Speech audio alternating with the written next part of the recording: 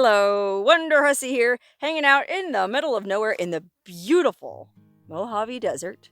I just spent the night at this awesome little cabin last night. If you watched part 1 of this video, well then you know all about this cabin, how cool it is, and all the drama that's been going on in the logbook.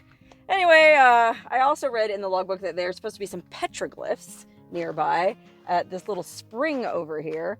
And then there's another spring 2 miles farther up that I think there might be another cabin at. So I thought, well, rather than make one really long video, why not split it up into 2 parts? So part 1 was the cabin, part 2 is going to be the upper spring and the lower spring.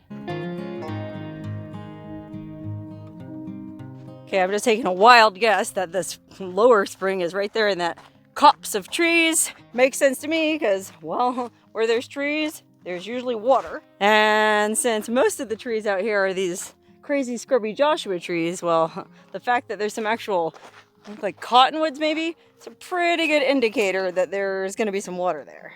Well, I guess that's why they built that cabin right here, because it was by a water source. And for that matter, I guess that's why there's petroglyphs around here, because, well, if it's a life-giving water source in the desert, then the Native Americans most certainly camped here as well.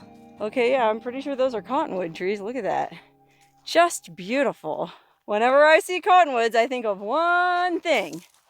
I hear the cottonwoods whispering above. Tammy, Tammy, Tammy's in love. The old hooty owl, hooty hoos to the dove. Okay, enough out of me. Where is this spring? Oh, look at this. Wow. This must be where the spring is. Oh gosh, yeah, there's just a little tiny bit of water left standing on there and it looks pretty funky. And I'm not going to mess with it because I know there's desert animals that rely on that little seep. So I'm just going to look around and see if I can't find these petroglyphs. I kept hiking along looking for the petroglyphs, but to be honest, those weren't what I was really there to find. I was mostly interested in getting to this cabin I had pinned on my map. I didn't know anything about this cabin other than that somebody had emailed me the coordinates saying it looked like an old ruin that I should go check out.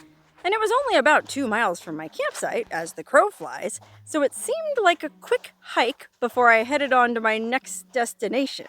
But as the hours went by, and the miles, I didn't seem to be getting any closer to the pin on my map. Foolishly, I hadn't studied the terrain before I lost cell signal, so I didn't realize how mountainous it was, and how many ups and downs there were going to be. But I refused to give up. Despite the fact that I was only carrying 1 bottle of water and no food, I really wanted to see this dang cabin.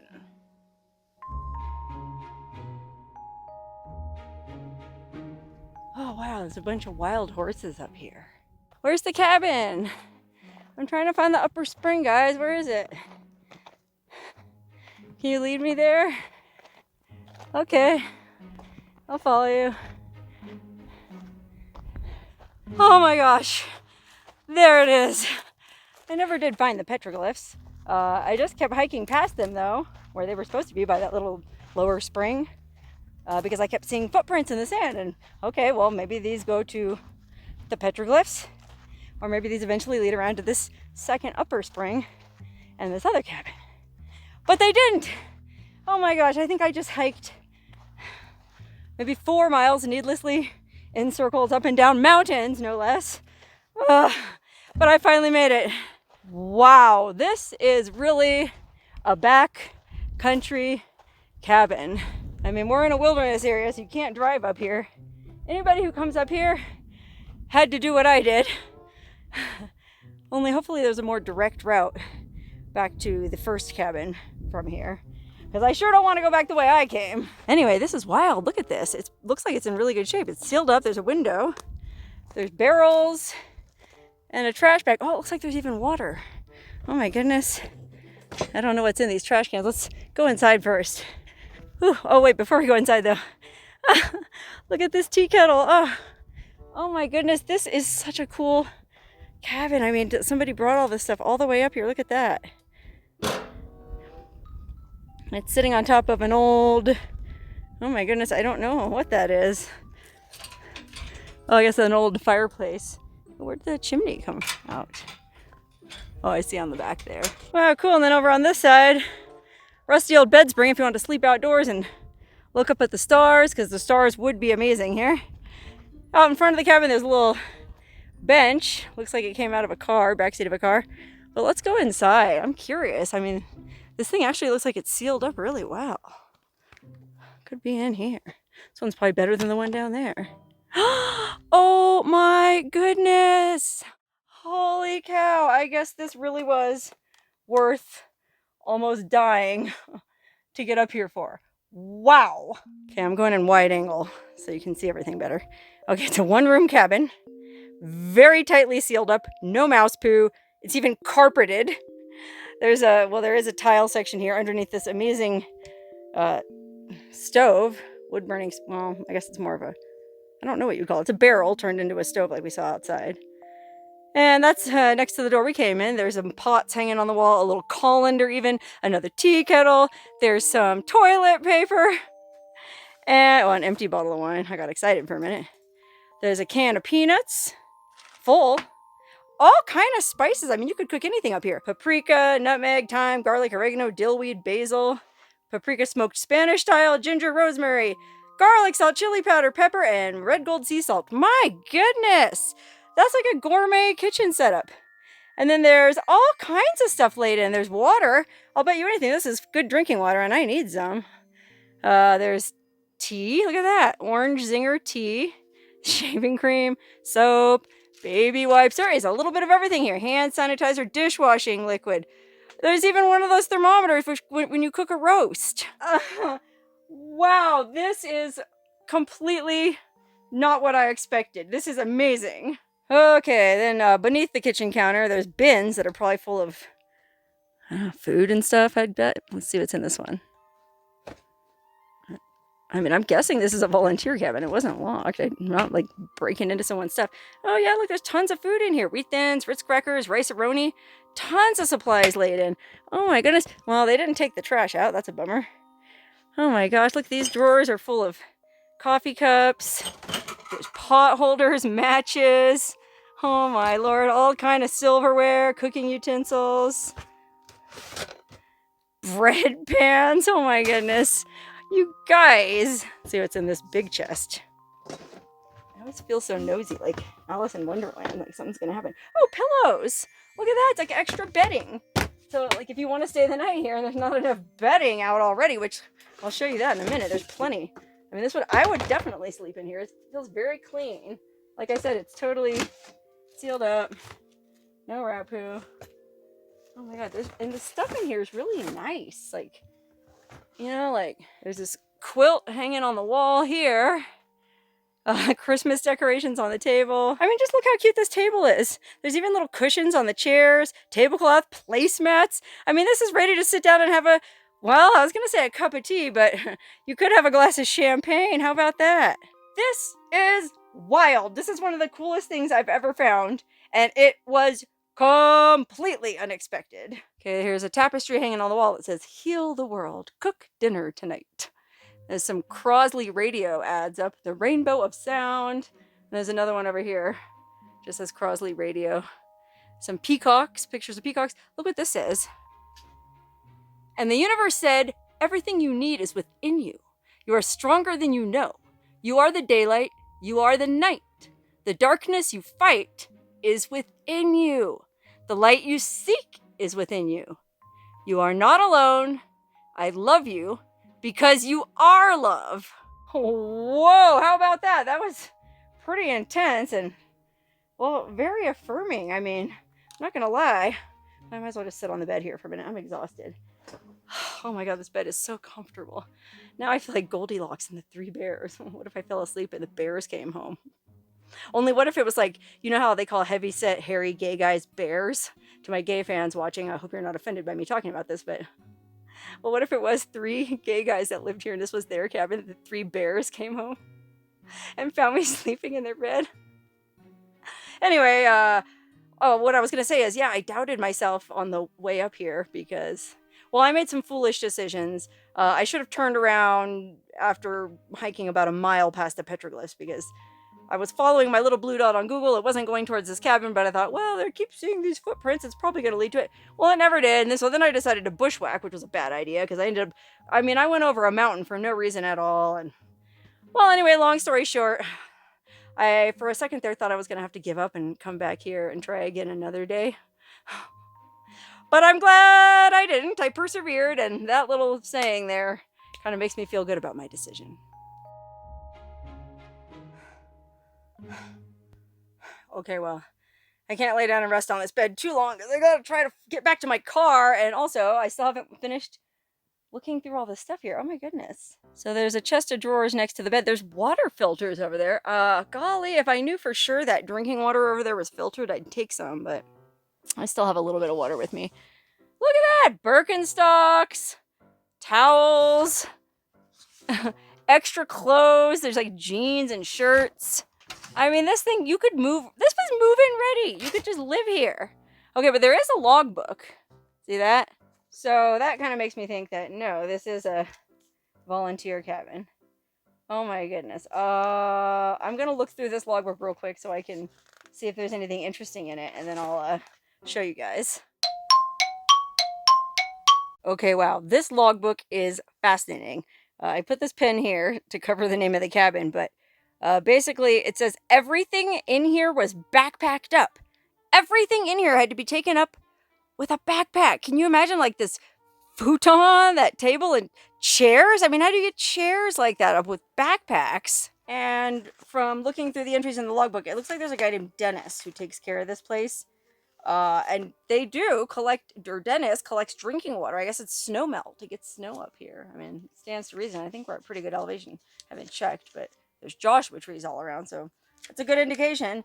Anyway, they connect snow melt, and so there's like, I think the last entry said there was 90 gallons of water in the barrels over the last summer, so that's amazing. You know what I mean? 90 gallons of water. Whew, you could stay here for a while. I mean, seriously, I was kind of starting to feel a little concerned about my prospects, but I feel pretty comfortable now because even if for some reason I wasn't able to hike back down to my car, I could spend a pretty comfortable night in this cabin and probably even have a pretty comfortable meal and have plenty of water, and I'd be fine.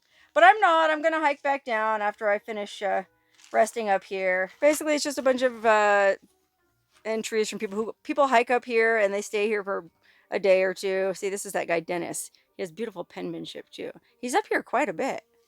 Let's see. The last person to be here before me was May 10th, so just under a month ago. And then, of course, I wrote a whole dang long entry, an entire page, basically just saying how surprised I was. I did not expect this cabin to be anything like this. I mean, I'll be honest, I thought it was just going to be a little shack, and I was going to hang out for a second and then start hiking back, which I'm still going to do, but this is hardly just a little shack. I mean, Dennis, if you're watching this, wow, you and everybody else who's come up here and brought things, you guys do an amazing job. So anyway, I just basically tell the whole story about how I took the long route and ended up hiking. I think I've been hiking, it's 2:30, and I think I left camp at like 9:30. 5 hours, I'm exhausted. I must have gone at least 8 miles. Wiped out, and I didn't bring any food with me. So, well, I'm hungry, but I'm not hungry enough to take any of this stuff out of here. I'm just gonna try to look at my map and figure out the best way down here. It doesn't look like there's an obvious trail, but I'm hoping I'll pick one up because some of the other entries in this logbook do mention horse trails being somewhat obvious. I mean, yeah, I could hike back up the way I came. I don't want to though, man. It would be like 6 miles. I'd rather try to find a more direct route. I mean, it's 2 miles as the crow flies. We'll see. Anyway, they also have these really cool photocopied pages out of the Los Angeles Times from August 6, 1951, which they found these out back under the cabin. I guess this is an old mining cabin. They found them in a pack rat midden. I didn't know there was such a thing as a pack rat midden, but that's what it said on the front page. Anyway, so I guess they photocopied the old newspaper pages and put them in here, which is cute. Ship movements at harbor. The Pep Boys, Manny, Mo, and Jack. Oh my goodness, I didn't know the Pep Boys were around back then. Oh my god, look how much things cost back then. A tire gauge, 55 cents. Auto fuses, box of 3 for 7 cents. Oh my goodness, Scotch plaid plastic seat covers for 98 cents. A magnetic head tack hammer for 33 cents. Bamboo lawn rake, 27 cents. Oh my goodness, things have changed. And then here's an ad for Camel cigarettes. A singer must think of her throat. I found the cigarette that suits my throat best as Camel, says Vivian Blaine, glamorous singing star of Guys and Dolls. Oh god, yes, a singer should think of her throat and shouldn't smoke. They didn't know back then. Anyway, then here's some old mining claims for the mine that was here from 1945. Wow, look at that. Well, I'm going to put this logbook back. Oh my gosh, I'm so sore. I mean, if it was up to me, I would just plunk my booty down on that bench there and take a break. But I got many miles to go before I sleep. Fighter jet. We're not that far from a couple of Air Force bases, Navy base. Anyway, as sad as it is to leave this awesome cabin, just after having got here, well, I gotta leave. And I don't have anything with me to leave here in the way of like I put a flag in that other cabin I stayed in. Well, they already have a little flag here. And I don't know. I feel like they don't even need anything. I would have to leave here anyway, so I'll just make sure I close the door firmly. I read in the logbook that somebody forgot to close the door once, and I don't want to be that person, so I'm going to go ahead and latch her up real tight right now. You can even watch me do it on camera. Here we go. Hook's going right in the thing there. There she goes. No one's getting in there now. Golly, I mean, if you didn't know this cabin was here, you would never find it. I mean, it's back there, kind of at the base of that jumble of boulders. It's obscured by Joshua trees. It just sort of blends in. And there's no trail of any kind anywhere. It's just raw wilderness desert. All around it, 360 degrees. So I don't know where all these people in the logbook were hiking up from. I didn't see anyone else mention the name of the cabin where I stayed last night.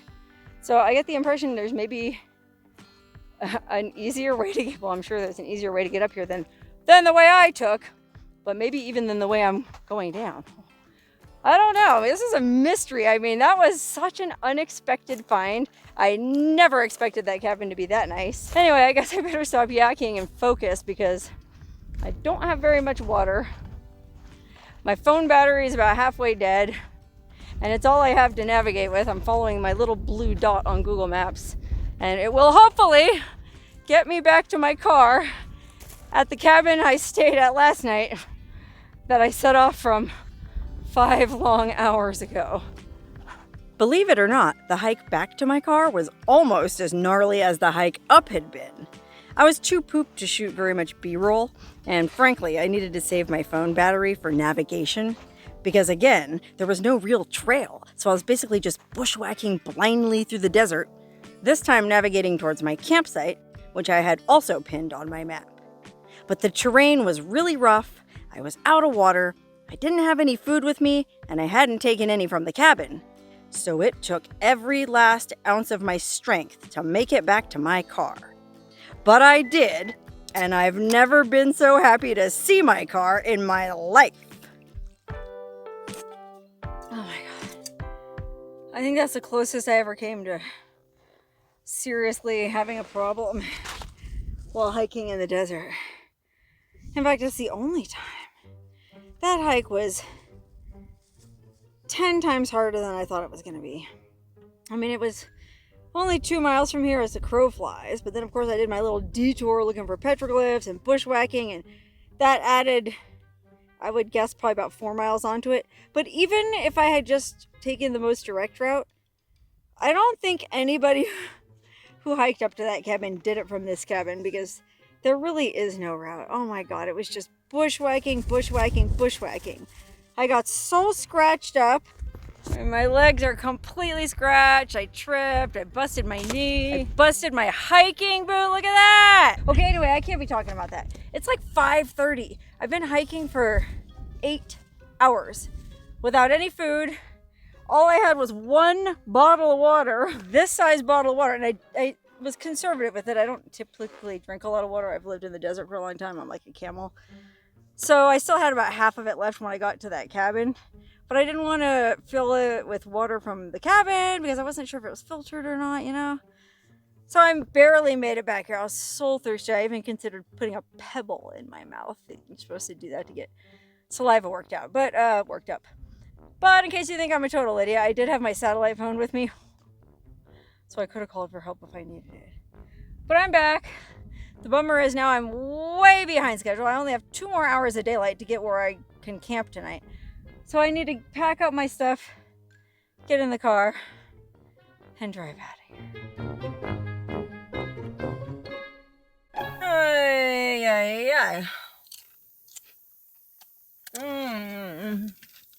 Cheers, here's to survival. And I barely survived. So I wanted to get far enough away from where I did that hike so that I wouldn't dream about it all night. And also I needed to get gas, and I kind of wanted to have cell signal so I could text my sister and let her know I was okay. So I drove up the 395 towards Mammoth. You know, Mammoth Lakes, where all the ski resort is and all the hot springs are.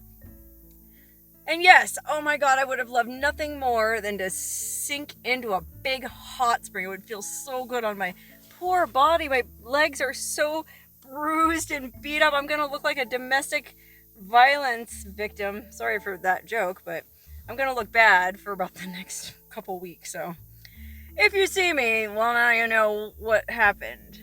Anyway, I wanted to soak in the hot spring, but I got here too late, and you know, I just wanted a place to pull over and be alone.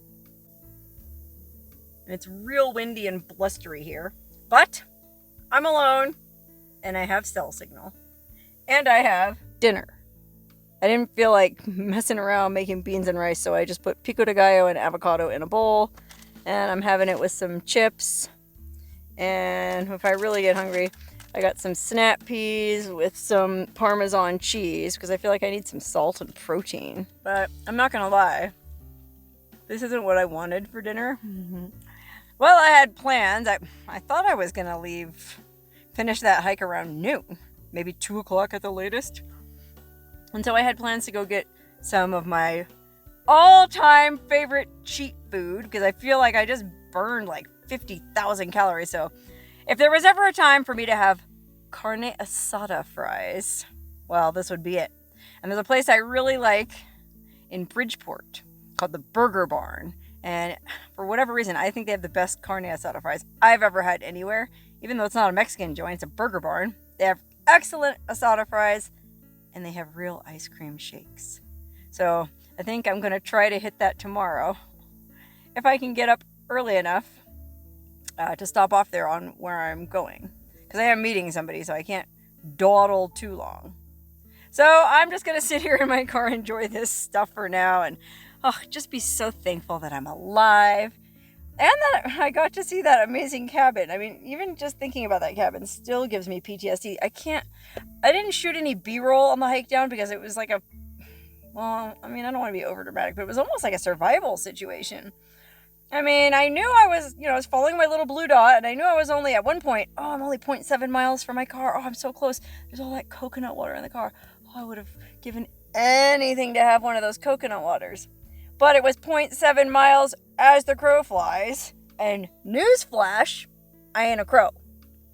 So for some of my human little stubby legs, I would have had to go up and down and over all these ridges. And oh my God, I just couldn't face any more ridges. So I ended up, I don't even know how I made it to the road. And I just trudged up the road until I finally saw my car. And that was like one of the happiest moments of my life. That was intense, and I have a feeling I'm going to sleep like a baby. Well, I survived the night. I feel pretty good. I got a good night's sleep.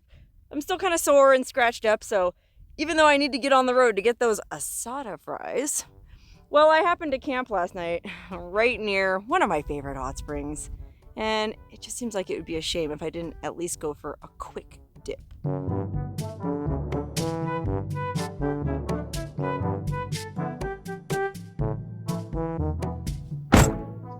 God, it was so hard to get out of that hot spring, and I knew it would be. But I gotta go get my asada fries. Quick pit stop since I'm in the area anyways. I need a new hat. And this is the only place they sell them.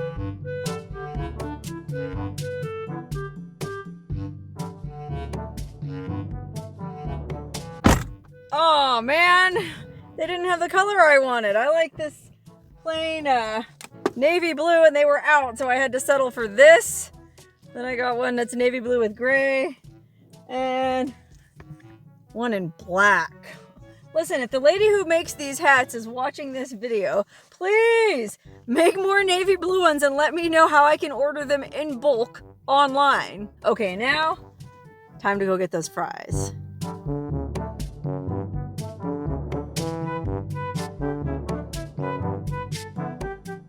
Oh yeah. Number 15. Blah. Okay, now I can call this adventure over. I had a nice hot soak. I got a interesting new hat and a big old plate of asada fries. Now I'm in a coma and I'm just gonna go ahead and drive to my next destination. See you then.